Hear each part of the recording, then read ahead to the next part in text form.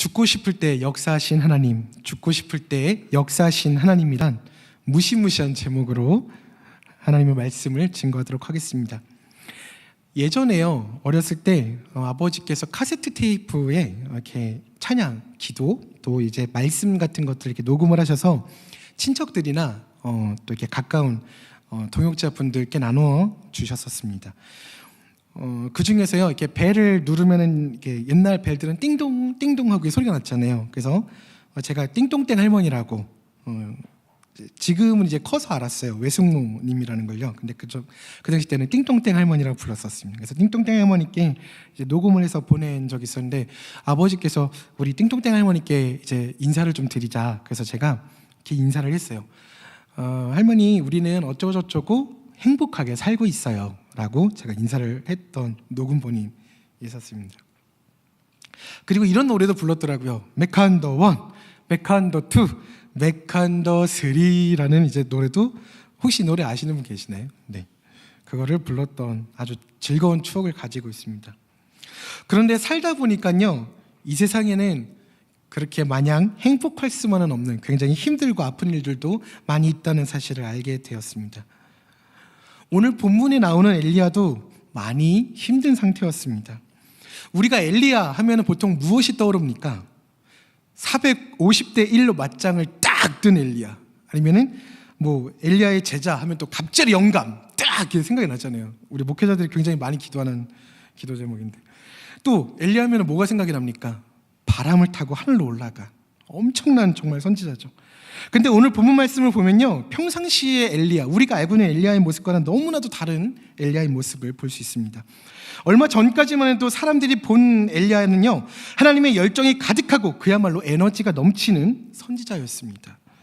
그에게서는요, 하나님의 영의 권세가 흘러넘쳤고요, 그와 함께 있다는 것만으로도 힘이 느껴지는 그런 하나님의 사람이었습니다.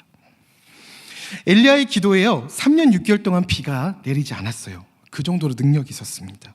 그 가뭄과 빈곤 속에서 까마귀가 그를 먹여 살렸고요, 사르밧 과부 집에 찾아가서는 마르지 않는 기름병과 떨어지지 않는 밀가루통을 주어서 그 불쌍한 이들을 기근 속에서 살아남게 하였고요, 그 집 어린 아이들이 아들이 죽자 기도로 살려내었습니다.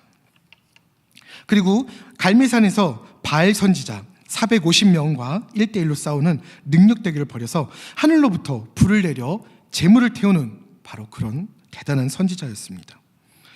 그때 엘리야는 백성들에게 이렇게 당당하게 선포하기도 했습니다. 엘리야가 모든 백성에게 가까이 나가 이르되, 너희가 어느 때까지 둘 사이에서 머뭇머뭇하려느냐? 여호와가 만일 하나님이면 그를 따르고 바알이 만일 하나님이면 그를 따를지어다. 아주 당당한 여호와 하나님을 신앙을 선포했습니다. 그러더니 이렇게 하나님께 기도하여서 놀라운 역사를 또 이루었습니다. 여호와여, 내게 응답하소서, 내게 응답하소서. 이 백성에게 주 여호와는 하나님이신 것과 주는 그들의 마음을 되돌이키심을 알게 하옵소서. 이에 백성들 여호와의 불이 내려서 번제물과 나무와 돌과 흙을 태우고 그 도랑에 물을 핥은지라. 이에 모든 백성이 보고 엎드려 말하되, 여호와 그는 하나님이시로다, 여호와 그는 하나님이시로다 하니. 이렇게 굉장히 당당한 엘리야였습니다. 기세가 하늘을 찌를 것 같았고요, 성령 충만, 정말 그야말대로 위대한 아주 선지자였습니다. 근데 이 내용은요, 우리가 오늘 읽은 본문 19장 전에 18장까지의 내용이고요, 오늘 19장에 들어서자마자 엘리야의 모습은 이런 당당함과는 굉장히 거리가 먼 아주 나약한 모습들이 나열되어져 있습니다. 1절과 2절인데요, 아합이 엘리야에게 행한 모든 일과 그가 어떻게 선지자를 칼로 죽였는지를 이세벨에게 말하니, 이세벨이 사신을 엘리야에게 보내어 이르되, 내가 만일 이맘때에는 반드시 내 생명을 저 사람들 중 한 사람의 생명과 같게 하리라. 그렇지 아니하면 신들이 내게 벌을 내림이 마땅하리라 한지라. 다시 말해서요, 아합이 엘리산의 엘리야의 위용과 바알 선지자 450년을 쳐다는 사실을 부인 이세벨에게 일러주었고요, 우상을 섬기는 이세벨은 분이 치솟아서 엘리야를 내일까지 꼭 죽이겠다고 지금 살인 위협을 하고 있는 것입니다. 이세벨은 이방 여인이었습니다. 이스라엘로 시집을 온 여인이었어요. 근데 그 여인 때문에 온 나라가 우상 숭배를 하게 빠져들었고요. 엘리야가 볼 때 이 여자는 정말 말도 안 되는 그런 여자였던 것이었습니다. 그런데요, 아무리 왕후라고 해도 민족과 나라를 팔아먹은 여인이기 때문에 절대로 나라를 망조들게 한 여인이기 때문에 이 대결에서 승리할 수밖에 없었던 것입니다. 왕후였지만. 그러나 이 여인이 자기 분에 못 이겨서 내일까지 엘리야 너를 죽여야겠다고 펄펄 날뜁니다. 악에 바친 여인이 할 수 있는 협박, 어떤 허세이지 않겠습니까? 그런데 이 협박을 받은 엘리야의 반응은 어땠습니까? 오늘 본문과 같이 그 성령 충만한 하나님의 선지자 엘리야가 그 어떤 위협에도 당당했던 그 선지자가 이 여자의 분을 못 이겨 죽이겠다고 협박하자 도망을 갑니다. 3절과 4절에 그렇게 나와 있는데요. 그가 이 형편을 보고 일어나 자기의 생명을 위해 도망하여 유다에 속한 브엘세바에 이르러 자기의 사원을 그곳에 머물게 하고, 엘리야가 도망을 갑니다. 어디까지 가는지 아십니까? 그가 활동했던 곳은 북왕국 이스라엘의 수도 사마리아 근처였습니다. 거기서 살해 위협을 받고는 그 즉시 어디까지 가냐면 브엘세바까지, 남왕국 유다의 남쪽 광야지대까지 도망을 갑니다. 우리나라 지형으로 말하면 평양에서 활동을 했던 사람이 갑자기 부산까지 도망을 간 것과 마찬가지인 형국이었습니다. 아주 꽁지 빠지게 도망간 것이죠.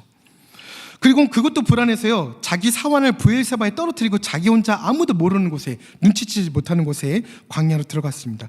그것도 모자라서 하룻밤 길을 더 걸어가서 광야 깊숙한 곳에 들어갔습니다. 그래서 로뎀나무 아래 지쳐서 쓰러지게 됐습니다. 그리고 기도를 드리는데요, 하나님 저를 살려주세요, 하나님 저를 구원해주세요, 하나님 저를 구해주세요가 아니라 하나님 저를 죽여주세요. 저 살 만큼 살았어요. 저 할 만큼 했잖아요. 저 더 이상 살고 싶지 않아요. 저 더 이상 못합니다. 하나님 이제 나를 데려가세요. 저 죽고 싶습니다. 라고 이런 기도를 주님께 올려드렸습니다. 엘리야,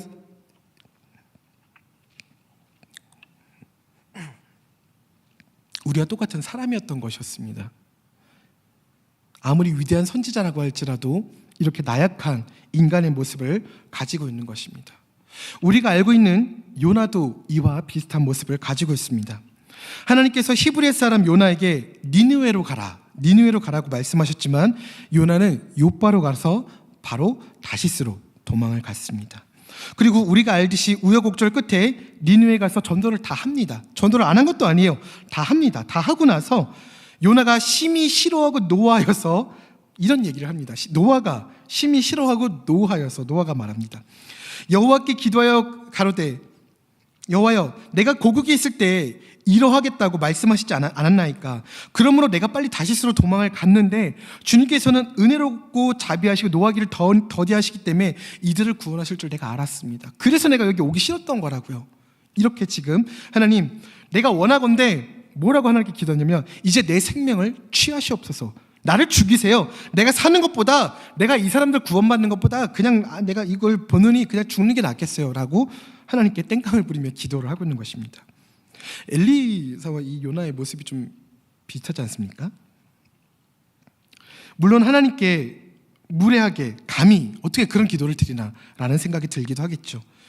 죽으려고 환장했나 이런 생각이 들기도 하고요. 이런 천하의 뭐 이런 생각이 들기도 하겠죠. 그렇지만 오히려 이것이 하나님 앞에 있는 모습 그대로의 기도였지 않은가 싶습니다. 숨김없이 기도하는 모습 좀 부럽지 않습니까? 우리는 이 모습을 보면서 우리의 기도를 점검해 볼 필요가 있습니다. 영화 인사이드 아웃을 보신 분이 계십니까?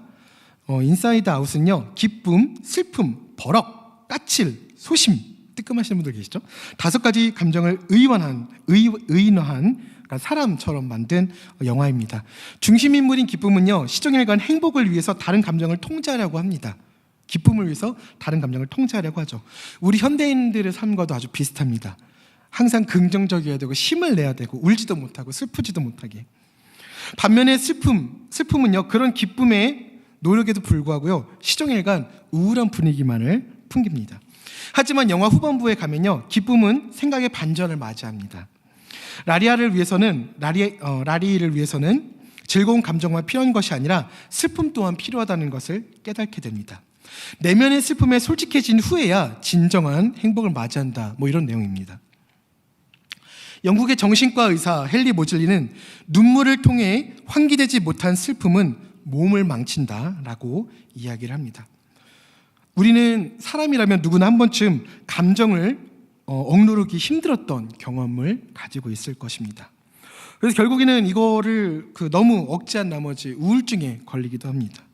우울증은 부정적인 감정으로 가득 찬 상태가 아닙니다. 우울증은요, 부정적인 감정이 제대로 표출되지 못했을 때, 분출되지 못했을 때 생기는 것이란 것입니다. 우리가 살아가면서 사람들에게 버림받기 싫어서, 치이기 싫어서, 따돌림 당하기 싫어서, 외톨이가 되기 싫어서 우리의 감정을 얼마나 숨기고 살아갑니까? 그리고 그것을 숨기다가 우울하다가 지쳐서 기도조차 하기 힘들 때가 너무 많다는 것입니다. 사랑 관계에서뿐만이 아닙니다. 우리 인간이 할 수 없는 어떤 하나님께서만 해주실 수 있는 일들, 그러나 응답이 없을 때 우리는 우울증을 경험하기도 합니다. 그러나 우리는 이것을 기쁨으로 극복해내려고 애를 쓰죠. 그러나 그것만으로는 해결이 되지 않는다는 것입니다. 어떤 통계를 보니까요, 보통의 여자들은 남자들보다 스트레스에 강한 반면 우울증은 여자가 남자보다 훨씬 더 잘 걸린다고 합니다. 그러니까 스트레스는 남자가 좀 더 남자보다 여자가 좀 더 강한데요, 우울증 걸리는 확률은 여자들이 좀 더 높다고 합니다. 이유가 있습니다. 공감 능력 때문인데요, 여자가 아무리 우울하고 슬퍼도요, 남자는 이를 눈치채지 못하는 경우가 있습니다. 저도 좀 많이 그런 것 같아요. 펜실베니아 대학 연구팀 실험에 따르면요, 여자는 상대가 남자든 여자든 가리지 않고 상대의 슬픔을 90% 이상 알아챘다고 합니다. 그러나 남자는 여성의 슬픔에 대해서 무감각하고 공감 능력이 여성보다 굉장히 떨어졌다. 그러니까 여성이 남성보다 더 공감 능력이 우월하다라는 결과가 있었습니다. 우울증, 요즘 사회에서는 굉장히 많이 이슈화되고 계속 우리가 듣는 이야기인데, 교회 안에서는 우울하다 그러면 왠지 믿음이 없어 보이고 왠지 좀 아닌 것 같고 이런 생각들이 많이 듭니다. 그러나 우리 안에도 슬픈 마음과 우울한 마음은 존재하고 있다는 것이죠. 선지자 엘리야도 우울증 환자였습니다. 엘리야는 하나님께 기름 부음을 받은 선지자로서 우상이 만연하였던 이스라엘 백성에게 하나님의 메시지를 능력 있게 증거했던 인물입니다. 그는 450명 바알 선지자들의 영적 대결을 해서 혼자 맞짱 떠서 하나님의 주권을 당당하게 선포하였던 그런 선지자였습니다. 그런데 전투 후에 이세벨의 역습이 있었고 광야로 도망간 엘리야의 모습은 정말 이로 말할 수 없는 참담하고 비참한 모습이었습니다. 그의 증상은 자살 충동, 자기 연민, 열등감 등으로 나타나는데, 불과 얼마 전 그토록 담대하게 하나님의 일을 행했던 선지자도 이토록 심한 우울증에 걸릴 수 있다는 것은 놀라운 일이지만 연약한 우리에게 위로가 되기도 합니다. 우울증은 우울감과는 좀 차이가 있습니다. 우울감은요, 단순히 일시적으로 우울한 기분이 드는 것인데요, 그것은 이제 치료의 대상도 아닙니다. 그러나 우울증은요, 무가치함과 자기 비하, 집중력 감퇴, 불안과 초조, 활동 저하, 절망감, 죽음이나 자살과 관련된 생각 등의 감정적 문제들과 함께 수면 장애, 식욕과 체중의 변화, 무기력감과 피로함 등의 육체적 증상으로 나타나기도 합니다. 잘 체크해 보십시오. 혹시 내가 이러지 않은가. 그러나 살아가는 동안 누구나 겪게 되는 이런저런 일들 자체가 우울증의 원인은 아니라는 것입니다. 사업 실패나 연애 실패, 가족의 사망과 같은 큰 좌절감 등은 좌절감을 주는 환경 자체가 우울증을 일으키는 것이 아니라요, 그런 환경에서 쉽게 우울증이 유발될 수 있는 상처받기 쉬운 마음의 밭이 문제라는 것입니다.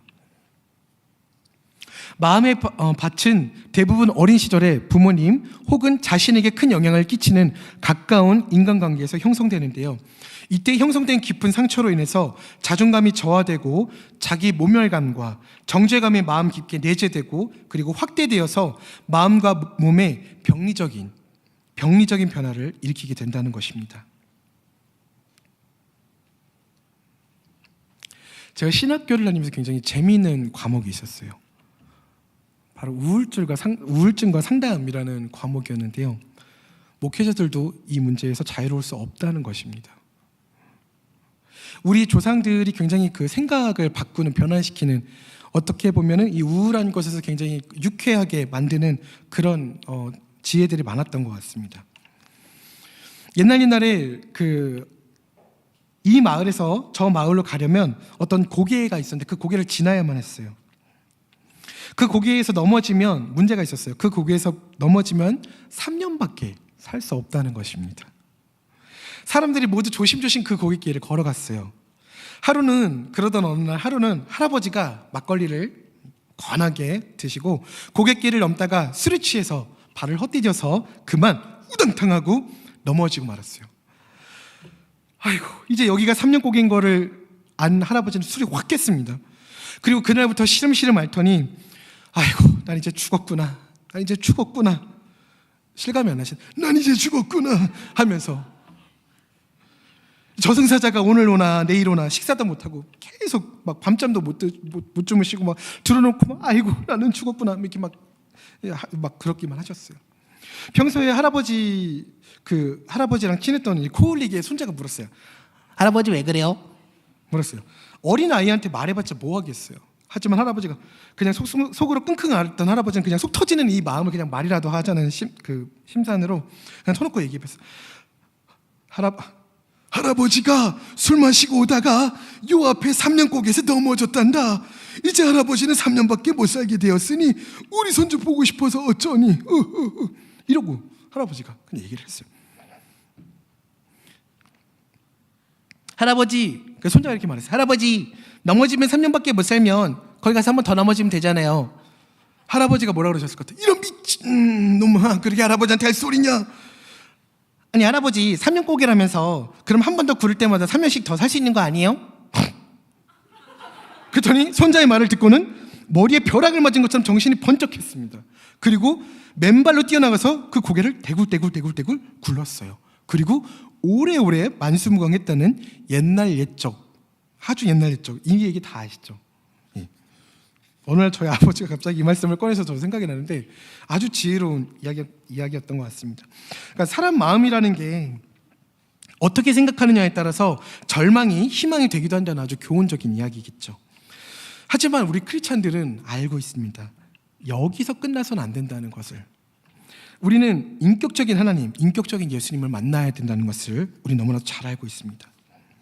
삭개오면 뽕나무면 삭개오지 않습니까? 삭개오는 어떤 사람이었습니까? 굉장히 끝에 좋게 결과가 나죠. 하지만 사실 삭개오는 정말 나쁜 놈이었어요. 자기랑 같은 나라 사람들을 괴롭혔던 매국노이자 배교자이자 반역자였던 것이에요. 아주 나쁜 놈이었어요. 근데요, 삭개오는 마음이 아주 슬펐습니다. 그래서요, 예수님을 보고 싶어서 뽕나무 위로 올라갔어요. 근데 예수님께서 어떻게 하셨습니까? 그냥 그래 너가 슬프니까 그래 너에게 기쁨을 줄게 이러고 말씀하신 게 아니라 내려오라고, 그리고 너의 집에 오늘 거하겠다고 가셔서 예수님께서는 삭개오의 아픔 속에 쑥 깊이 들어가셨습니다. 그리고 그와 함께 인격적으로 만나셨고 삭개오는 구원을 받았습니다. 예수님께서는 그들의 삭개오의 아픔을 결국 피하지 않으셨어요. 하지만 우리들은 다른 사람의 아픔을 보면 피하기 먼저입니다. 왜냐하면 내가 먼저 힘들기 때문에 내가 감당할 수 있는 힘이 없기 때문에 우리는 그 자리를 피하고 싶어 합니다. 저도 마찬가지입니다. 누군가가 상담을 걸어오면요, 누가 상담을 해오면요, 겁부터 납니다. 나도 시간이 없는데, 내 문제만 해서 지금 산재에 있는데, 그런 생각이 듭니다. 메신저에서 이런 글귀를 본 적이 있어요. 바늘로 코끼리를 찌르면요, 그저 따끔거리는 정도이지만 개미에게는 치명적이고요, 높은 빌딩에서 떨어져도 개미는 무사하지만 코끼리는 죽습니다. 고통의 무게도 인간의 슬픔도 그와 같습니다. 상대의 슬픔을 자신의 기준에 따라서 재단하지 마십시오 라는 글귀가 메신저에 올라와 있었어요. 그래서 그걸 보면서 정말 그렇구나, 맞다, 인간이 할 수 있는 그 어떤 위로라는 것은 그럴 수밖에 없다라는 생각을 했습니다. 그러나 하나님의 위로는 겨울의 얼음을 사르르 녹이는 따사로운 봄과 같습니다. 우리가 이제 대만을 다녀왔지 않습니까? 대만을 다녀온 후에 저는 이 생각이 계속되는 그 우울감에 굉장히 힘들어하고 있는 상태였습니다. 사실 대만 가기 전부터 굉장히 힘들었어요. 그래서 사실 대만을 포기할까도 많이 정말 고민을 했는데 교육자잖아요. 그래서 갔습니다. 근데 이 우울증이 사라지지 않더라고요. 굉장히 힘들었습니다. 그래서 제가 정말 그 믿고 따르는 또 우리 그 선배 교육자님들께 기도 요청을 했어요. 전쌤, 저 지금 마음이 너무 힘들고 공고해요. 기도 좀 부탁드립니다. 했어요. 가서 이제 설교를 해야 되잖아요. 새벽마다. 와, 월화수까지 정말 죽는 줄 알았습니다. 이게 회복이 안 돼서. 그래도 믿음으로 설교를 하고 기도를 했습니다. 이제 대만을 다녀온 후에도 이 우울증이 계속 마음 한켠에 자리 잡고 있었어요. 계속 자리 잡고 있었어요. 그리고 그렇게 중요한 그렇게 이제 다시 우리는 쉴 틈 없이 이제 고성을 맞이하게 되죠. 네. 그래서 저는 그 외롭고 우울한 마음으로 고성을 맞이하게 됩니다. 그냥 전도만 하라 그래도 어려운 고성인데 고성 그 연계교회 요청이 벽화를 그려달라는 거였어요. 벽화가 뭔지 아십니까? 벽에다가요 그림을 그리는 거예요. 그게 벽화라는 것입니다. 해보신 분들은 아시겠지만 거의 죽습니다. 정말 힘들어요. 네. 근데 저희가 받은 벽화의 사이즈는요 가로 7m, 높이 5m. 얼마나 넓은지 저는 그냥 딱 그 사진을 보고요 방주를 보는 기분이었어요. 맙소사 이걸 어떻게 하나. 정말 눈앞이 깜깜했습니다. 땡볕에 그것도 성인들이 아니고 청소년들과. 이게 말이나 됩니까? 청소년들과 이걸 어떻게 합니까? 얘들아 모이자 해도 안 모이는 우리 친구들이랑 같이 벽화를 칠하라니요. 그건 청천벽력과 같은 소식이었어요. 저는 방향을 잃고 흔들리는 배와 같았습니다. 그래도 좀 해보자. 그래 어쨌든 해는 보자. 할 수 있던 없던 우선 준비는 해보자라는 심정으로 담당자부터 구하기 시작했어요. 여기저기서 추천을 받았습니다. 근데 추천을 받았던 분들 대다수가 이미 팀이 정해지셔서 움직일 수가 없었어요. 그래도 몇 분이 조언을 해주셔서 어떻게 나가야 되는지 방향을 잡을 수가 있었습니다. 그 후에도 계속해서 그 담당자, 왜냐면 그림 그릴 분이 필요하니까요. 그리고 그 디렉터, 그러니까 그 리드 해주실 만한 분이 필요하니까요. 계속 이제 섭외를 했습니다. 그러나 번번이 실패했어요. 그러다가 정모 집사님의 추천으로 진모 집사님을 알게 되었고요. 박모 집사님께서 진모 집사님을 추천해 적극적으로 소개시켜 주셔서 벽화 담당자로 진모 집사님을 모시게 되었습니다. 누군지 아시겠죠? 우리가 벽화를 그려하는 곳의 사진과 연계교회 목사님의 요청사항을 제가 보내드렸어요. 요청사항은 이랬어요. 아주 간단합니다. 십자가 없이 십자가를 전하고 하나님 없이 하나님을 전하는 벽화를 그려주십시오. 이게 뭡니까? 저는 이걸 보자마자 이 생각이 들었어요. 아버지를 아버지라 부르지 못하고 형을 형이라 부르지 못하는 홍길동의 생각이 났어요. 아니 도대체 이런 벽화를 왜 그려야 되나라는 생각을 들었습니다. 집사님께서 그걸 받으시고 정말 고민을 많이 하시다가요, 전도사님 정말 조심스럽게 말씀하셨어요. 집사님께서 전도사님 이거 저희 2박 3일 내에 할 수 없어요. 이것보다 작은 벽 제가 했었는데요 2박 3일 안에 겨우겨우 끝냈어요. 근데 이렇게 큰 벽을 어떻게 끝냅니까? 저는 그 소식을 듣고요 무척이나 뛸 듯이 기뻤습니다. 집사님 맞습니다. 근데 제 입에서 이상한 소리가 나왔어요. 집사님 근데요 우리 팀은 하나님께서 27명의 멤버를 예비해 놓으셨어요. 저는 순간 제 귀를 의심했습니다. 내가 지금 무슨 소리를 한 거지? 너 지금 무슨 소리를 한 거야? 27명이 뭘 할 수 있다고? 그 다음 질문 또 집사님께서 어디 가셨다 다시 오셨어요. 전사님 근데요 이거 정말 예산이 부족해서 할 수가 없어요. 페인트 값만 해도 예산 얼마 받으셨어요? 그쵸? 그 정도 받으셨죠? 이거 도저히 할 수가 없는 예산이요. 근데 제 입에서도 이상한 소리가 나왔어요. 집사님 연기교회에서 예산을 보태주신다고 하셨어요. 모자르면 보태주신대요. 할렐루야. 제 마음에 있지도 않은 말이 막 여기가 막 믿음으로 막 여기 들어차서 정말 집사님 아닙니다. 정말 안 하는 쪽으로 그럼 방향을 잡겠습니다. 말이 여기까지 나오는데 이상하게 막 그런 간증이 나왔어요. 그런 고백이 나왔습니다. 세 번째 집사님께서 다시 오셨어요. 이게 집사님의 간증이에요. 사실 집사님께서 저한테 해주셨던 간증입니다. 너무 높아요. 그러니까 사다리를 타고 올라가도 이게 팔이 안 닿아요. 우리 친구들이. 땡볕에 애들 죽습니다. 진짜로 애들 죽어요. 집사님 애들이 죽어요. 그러자 제 입에서 또 이런 얘기가 나왔어요. 집사님 연계교회에서 점심을 주시겠다고, 점심을 나눠주시겠다고 하셨습니다. 할렐루야. 사실 이거 불법이잖아요. 안 되는 것입니다. 그래서 저희도 그거 정말 정말 안 된다고, 저희 알면 혼난다고 말씀을 드렸어요. 근데 목사님께서 나는 홍대세교회 부교육자가 아니냐며 점심을 대접을 해주겠다 그러셔서 저희가 사역에 집중할 수 있도록 해주셨습니다. 사실 그러면 안 되는 것인데, 저는 요나가 돼서요 계속 다시스로 나갈 연구를 했습니다. 그때는 저는 그게 다시스인지도 몰랐어요. 전 니느웨가 싫었거든요.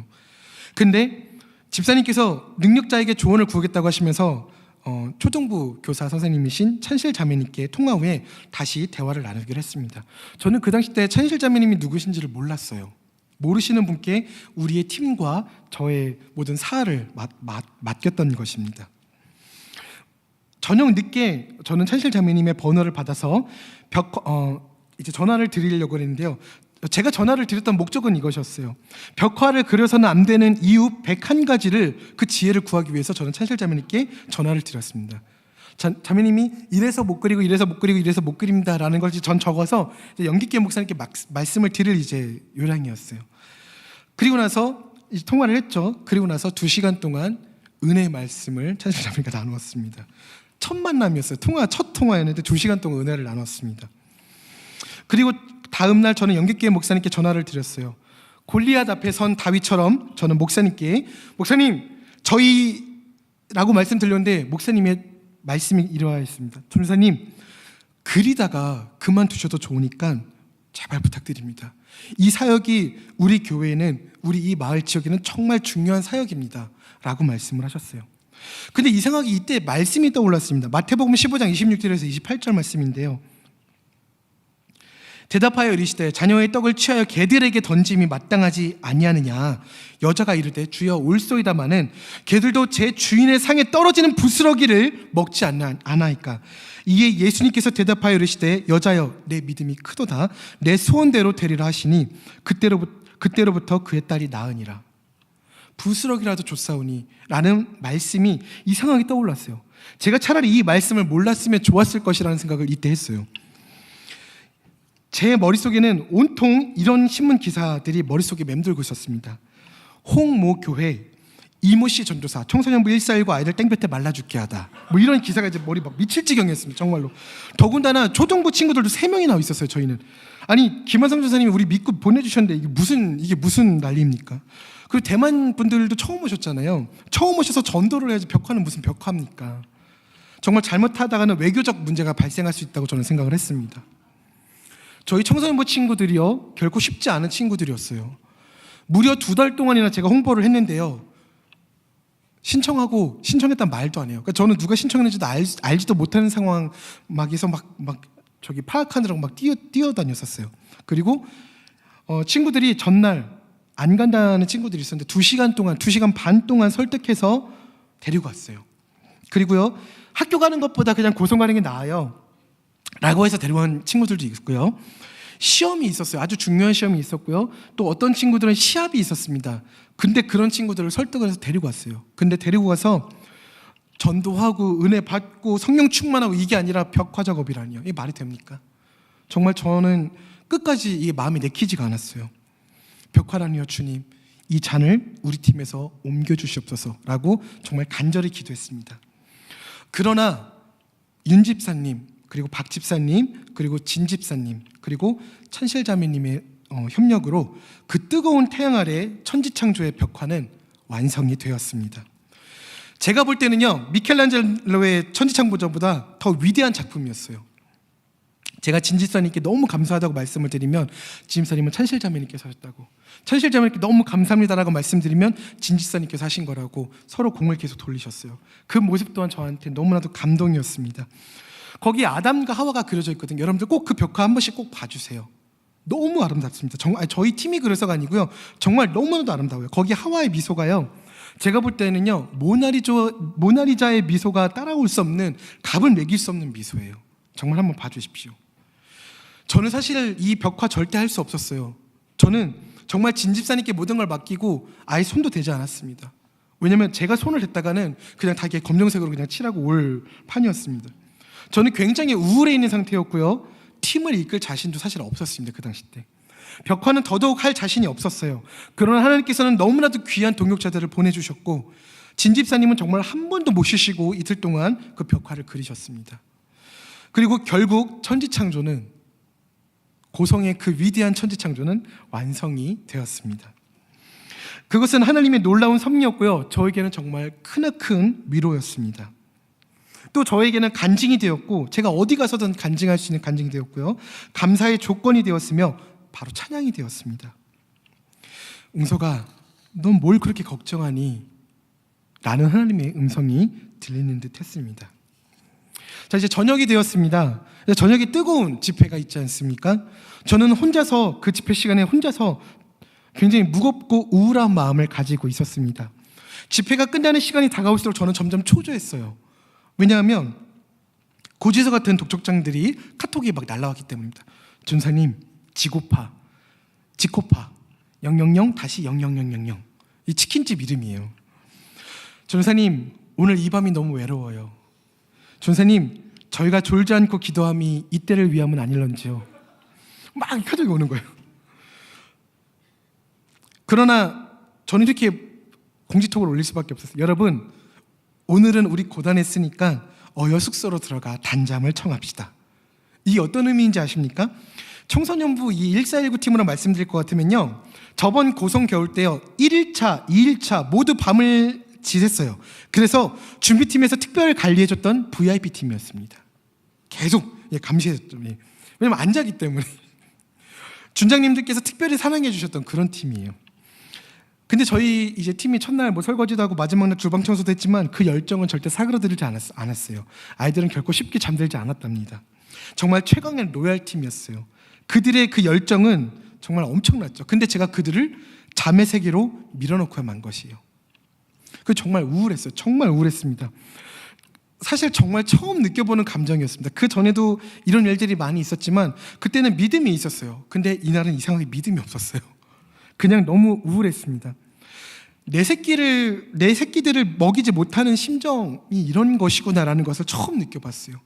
아니, 그냥 교육자일 뿐인데, 그냥 일기 팀장일 뿐인데 내가 뭐라고 이렇게까지 내가 책임지고 우울해져야 되나라는 생각도 했습니다. 아니, 그냥 통닭 몇 마리일 뿐인데 내가 이 통닭 몇 마리 이렇게 우울해져야 되나. 하나님, 우리 친구들 먹일 수 있게 해주세요 라고 기도를 했습니다. 그리고 정말 마음속으로 정말 미치도록 기도했어요. 그렇게. 그리고 또 마음이 풀리지 않아서 옆에 제가 또 그 너무나도 좋아하는 그 김한성 전사님 옆에 계셔서 제가 김한성 전 붙들고 막 조사님, 제가 너무 우울해요, 기도해 주세요 막 그러면서 막 기도 요청을 했습니다. 너무 정말 매달리고 싶은 심정이었어요. 막 눈물이 정말 여기까지 막 맺혀오르더라고요. 다음 날 집회가 또 이제 다가왔습니다. 다음 날 둘째 날 집회가 다가왔어요. 두근두근 거렸죠. 제 마음은 어제와 똑같은 우울함에 시달려야 됐었습니다. 그러나 집회가 끝나기 전에 응답이 있었고요. 다행히 통닭 몇 마리를 구입할 수 있게 되었어요. 그러나 이렇게 넉넉하진 못했어요. 하지만 기도는 정확해야 된다는 사실을 저는 깨달았습니다. 먹을 수 있게, 우리 친구들을 먹일 수 있게 라고 기도를 했더니 정말 먹는 시간에 맞춰서 하나님의 응답이 속속들이 있었습니다.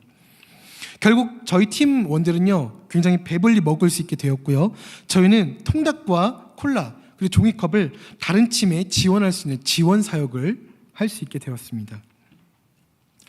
또한 다음 날 다른 교회에 나눔이 가능할 정도로 하나님께서는 채워주셨어요. 괴로움에 빠져 있었던 저였습니다. 저는 아무것도 할 수 없었고요, 저는 그냥 하나님 앞에 믿음 없이 사실 기도했어요. 하나님, 그냥 정말 막막했습니다. 하나님, 우리 친구들 이렇게 두면 안 되잖아요. 그냥 먹일 수 있게 하나님 해주세요. 근데 하나님의 위로는 그렇게 찾아왔습니다. 사실 교육자로서 굉장히 창피했어요. 정말 부끄러웠고 죽고 싶은 심정이었습니다.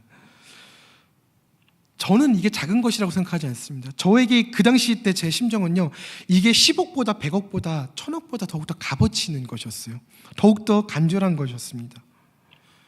이게 비록 통닭에 대한 예지만 우리 인생에 우울하고 슬프고 죽고 싶은 심정이 있을 때가 있습니다. 우리가 바닥에 떨어진 것 같은 그런 마음이 있을 때가 있죠. 하지만 하나님께서는 그곳에서도 겨울에 오는 봄처럼 역사하신다는 것입니다. 우리가 알고 있었던 사람들 중에 우울함으로 힘들었던 사람들이 꽤 있어요. 욥도 그랬고요. 지금 오늘 본문에서 봤던 엘리야도 그랬고요. 내주는 강한 성료를 작곡했던 마틴 루터도 우울증에 시달렸었어요. 그리고 스펄전 목사님도 우울증에 시달렸었습니다. 우울증에 빠졌던 엘리야가 이렇게 회복이 되었습니다. 여호와의 천사가 또다시 와서 어루만지며 이르되, 7절에 있는 말씀인데요. 하나님이 깊은 어둠 속에서 절망 속에 신음하던 엘리야를 찾아가셔서 그를 어루만지시고 그를 터치하셨습니다. 그에게 세밀한 음성을 들려주셨고요. 하나님은 엘리야에게 육체적 보살핌을 제공하셨고 그와 깊이 있는 이야기를 나누셨어요. 결국 궁극적인 치료는요, 3년고개가 아니라 탁월한 치유자이자 상담자이신 하나님과의 인격적인 만남과 대화를 통해서 일어났습니다. 사람의 심령 깊은 곳을 감찰하시는 하나님께서 우리의 아픈 것을 드러낼 때, 우리가 우리 아픔을 치료해달라고 호소할 때 비로소 완전한 치유와 회복이 일어난다는 것입니다. 하나님의 세밀한 음성이 지금 이 시대에서 엘리야와 같이 우리의 마음 가운데 하나님의 음성이 힘들지 않니? 우울하지 않니? 내가 너를 치료해 줄게. 나에게 있는 모습 그대로 나오렴. 이라고 하나님께서 말씀하고 계십니다. 아주 지긋지긋한 폭염이었습니다. 지긋지긋한 폭염이 저는 이게 사그라들지 않을 것 같이 느껴지더라고요. 대만 선교를 다녀왔는데 한국이 더 더워요. 대만 친구들이 이제 대만 동역자들이 이제 여러 가지 일정을 끝내고 수요일 날 저녁 예배 때 처음 만났는데 얼굴이 새카맣더라고요. 너네 왜 그래? 그랬더니 너무 더워요 그러는 거예요. 한국이 대만보다 더 더운 거예요. 저는 이 폭염이 가시지 않을 것 같았습니다. 그러나요, 정말 우리를 가물어 죽게 만들 것 같던 이 폭염이요, 비가 한번 내리더니 그 폭염의 날씨는 정말 거짓말과 같이 사라졌습니다. 특히 오늘 날씨 어땠습니까? 나가보신 분들은 아셨을 테지만 이전의 날씨가 생각이 안 날 정도로 정말 화창하고 하늘이 너무나도 맑았어요. 하나님의 위로는 바로 이와 같다는 것입니다. 우리 힘들어하는 많은 분들이 우리 주변에 있고, 또 우리도 우울증에, 또 우울함에, 또 슬픔과 아픔에 시달릴 때가 있습니다. 그때 우리가 기억해야 될 것은 하나님께서 나의 이름을 아시고, 나를 만드셨고 나의 이름을 아시고 나를 기억하신다는 것, 그리고 주님께 모든 것을 내어 맡길 때 하나님께서 주시는 기쁨으로 우리의 삶이 감사와 찬양으로 더욱더 풍요롭게 되어질 수 있다는 사실을 우리가 기억하면서 우리가 하나님과 함께하는 삶을 소망하면서 살아가기를 간절히 소망합니다. 이 시간 광야를 지나며 함께 찬양하시겠습니다.